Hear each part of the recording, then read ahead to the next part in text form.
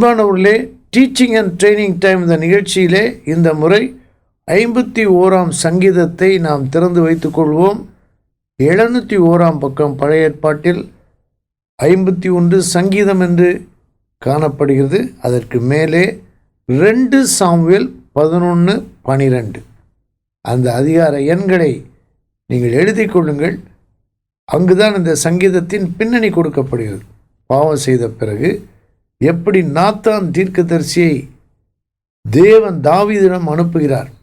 தாவீது சிறந்த ஒரு ராஜா, போர் வீரன், தழகர்த்தன், சங்கீதக்காரன், தேவனுக்கு பிரியமாய் நடந்தவன். ஆனாலும் பயங்கரமான பாவத்தின் படுகுழியிலே விழுந்து விடுகிறான். அவனுடைய பாவத்தின் விளைவுகள் அநேக மக்களை பாதித்தது. இந்த குழந்தை மரித்து போய்விட்டது. உரியா கொல்லப்பட்டு விட்டான். தேசத்திலே அவமானம். ஆனால் பாவத்தை உணர்த்தின போது தாவீது அநேகமாக ஏதோ ஒரு தடவை சொல்லியிருக்க மாட்டான், அழுது கொண்டே இந்த வார்த்தைகளை சொல்லியிருப்பான். பிறகு அதை பாட்டாக பாடி ராகத்தலைவனுக்கு ஒப்புவித்து பல முறை பாடியிருப்பான். நீங்க கூட கேட்டிருப்பீங்கல்ல, நான் பாவம் செய்தேன், உம்மை நோக செய்தேன். இந்த பாடலை கூட நீங்க அடிக்கடி கேட்கணும். இந்த சங்கீதத்தை பார்க்குறோம். தேவனே என்ற வார்த்தை முதல் வசனத்தில் பார்க்கணும். 10ஆம் வசனம் பாருங்களேன். முதல்ல தேவனே. 14 பாருங்க தேவனே என்று இருக்கிறது. 17 பாருங்க தேவனுக்கேற்ற பலிகள், அதுலேயே தேவனே. இப்படி தான் சங்கீதத்தை வாசிக்கணும். முக்கியமான வார்த்தைகளை முதல் கவனித்து அந்த ஸ்க்ரீனில் பாருங்கள். உங்கள் பைபிளில் கூட கலர் பென்சில் அப்படி மார்க் பண்ணிக்கலாம். ஒரு எல்லோ கலர் நல்லா உடனே தெரியும். அப்புறம் அந்த வார்த்தையை தழுவின வாக்கியம் சொற்றொடர், தேவனே உமது கிருபையின்படி எனக்கு இறங்கும். இந்த சங்கீதத்தில் சின்ன சின்ன கருத்தாளம் நிறைந்த ஜெப வாக்கியங்கள், ஜெப வார்த்தைகள் காணப்படுகின்றன. தேவனே சுத்த இருதயத்தை என்னிலே சிருஷ்டியும். 14 தேவனே என்னை ரட்சிக்கும் தேவனே, இரத்த பலிகளுக்கு என்னை நீங்களாக்கிவிடும். அப்படின்னா என்ன அர்த்தம்னா, உரியாவின் இரத்தம் தாவீதினால் சிந்தப்பட்டது. தந்திரமாய் போர் முனையிலே அவனை அனுப்ப யோவாபுக்கு ஆலோசனை கொடுத்து அவன் கொல்லப்படுகிறான். வெளியே பார்த்தா ஏதோ யுத்தத்தில் செத்த மாதிரி தெரியும். அவனை கொல்லுவதற்கு தாவீது சதி பண்ணினான். ஆகவேதான் இரத்த பலி. இந்த இடத்துல உரியா என்ற அந்த பெயரை எழுதி கொள்ளலாம். அந்த கொலையின் இரத்த பலி. தாவீது ஜெபிக்கும் போது இரத்த பலிகளுக்கு என்னை நீங்களாக்கிவிடும் என்று ஜெபிக்கிறார். 15 மட்டும் ஆண்டவரே என்று இருக்கிறது. 17 தேவனுக்கு கேட்கும் பலிகள் நொறுங்குண்டாவிதான். தேவனே நொறுங்குண்டதும் நறுங்குண்டதுமான இருதயத்தை நீர் புறக்கணியீர். நம்ம பார்த்தோம் ஒரு நிகழ்ச்சியில், எனக்கு, என்னை, என்னிடத்திலிருந்து, அந்த மாதிரி தேவனே என்ற வார்த்தையை நம்ம பார்த்தோம். 4வது வசனம், தேவரீர் ஒருவருக்கே விரோதமாக நான் பாவம் செய்து. பாவம் நம்ம செய்கிற செயல், பேசுகிற பேச்சு, வார்த்தை அல்லது யோசனை நம்ம செய்தது மட்டும் இல்லை, அது தேவனுக்கு எதிராக, தேவனுக்கு விரோதமாக செய்யப்படுகிறது. இந்த உணர்வு தான் நமக்கு தேவை. 3 வார்த்தைகளை பார்க்கிறோம். 2வது வசனத்தில் அக்கிரமம், பாவம் என்ற வார்த்தைகள். 3 மீறுதல்கள், பாவம் என்ற வார்த்தை. அக்கிரமங்கள், பாவங்கள் என்று பன்மையிலே 9வது வசனத்தில் பார்க்கணும். 9வது வசனத்தில் அக்கிரமங்களை எல்லாம், 3 மீறுதல்களை.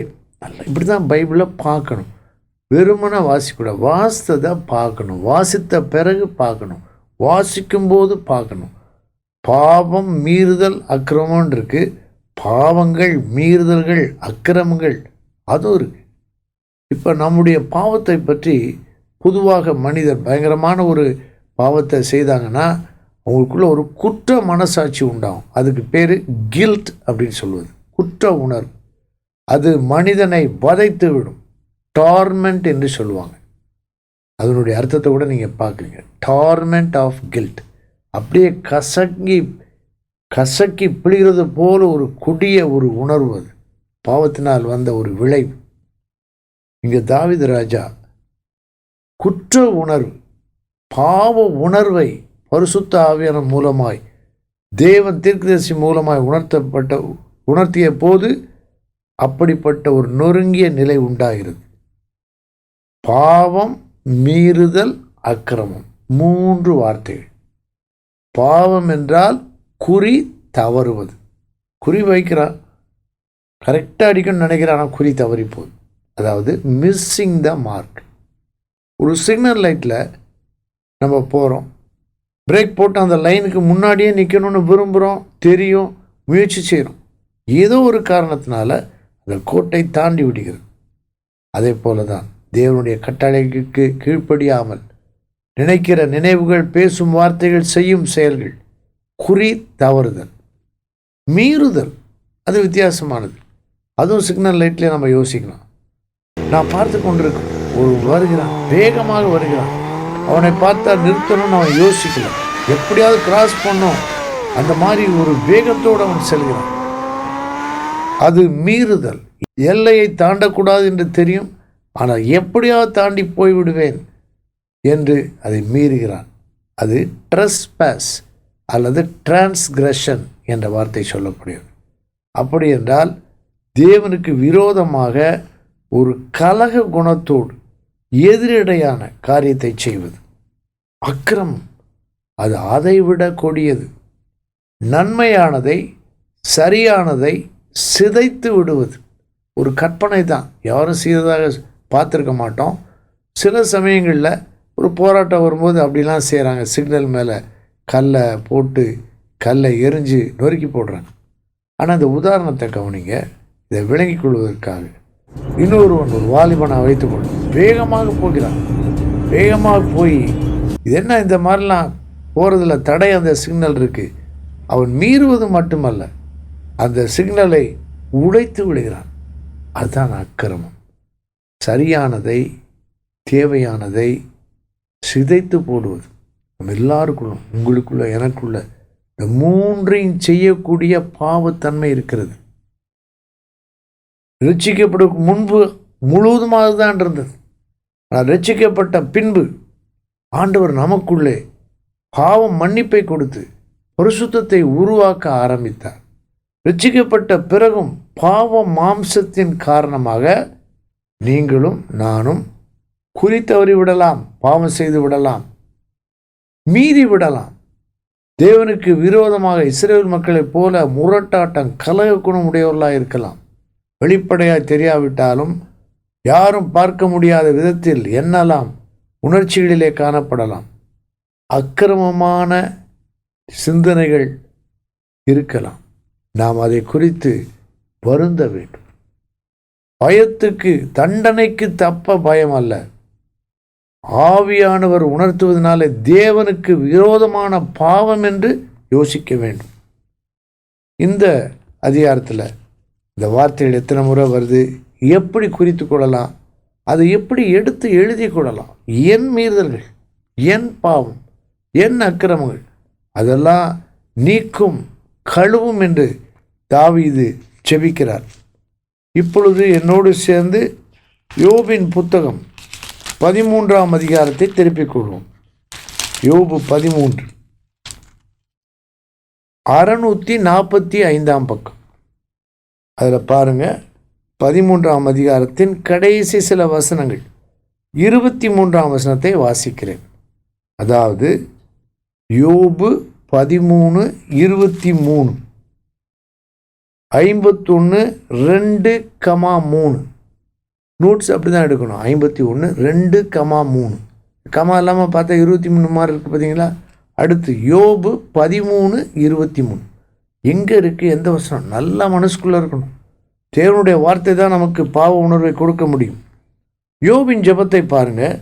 என் அக்கிரமங்களும் பாவங்களும் எத்தனை, என் மீறுதலையும் என் பாவத்தையும் உணர்த்தும்.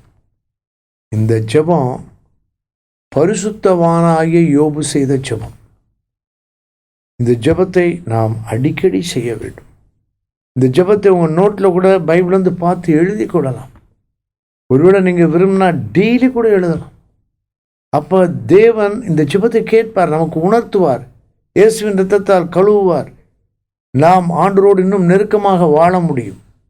51ஆம் சங்கீதத்தை நீங்கள் மீண்டும் படியுங்கள். அடுத்த ஒரு நிகழ்ச்சியில் எப்படி இந்த சங்கீதத்தின் முக்கியமான வார்த்தைகளை தியானிப்பது என்று கற்றுக்கொள்வோம். நீங்கள் கேட்டதை நீங்கள் ரிவைஸ் பண்ணலாம். நோட்ஸ் பார்க்குறீங்க, இது தேவையானால் உடனடியாக தொடர்பு கொள்ளுங்கள். யூடியூப்பில் பார்க்கலாம், பைபிள் டிவியில் நீங்கள் பார்க்கலாம். இது ஒரு செய்தி அல்ல, ஒரு உற்சாகப்படுத்தும் வார்த்தை அல்ல. நீங்களும் நானும் உட்கார்ந்து தேவனுடைய வார்த்தையை தியானிப்பதற்கு உதவியான வழிமுறைகளை கற்றுக்கொள்ளும் ஒரு நிகழ்ச்சி. முடிந்தால் முழங்காலில் நின்று வாசிப்பீர்களா? பரிசுத்தமுள்ள தேவனே, மகத்துவமுள்ளவரே, பரிசுத்தத்தை விரும்புகிறவரே, மீண்டுமா எங்களுக்குள்ளே பாவ உணர்வை ஏற்படுத்தும். பாவம் செய்யாதபடிக்கு தேவனுக்கு பயப்படுற பயத்தை ஏற்படுத்தும்.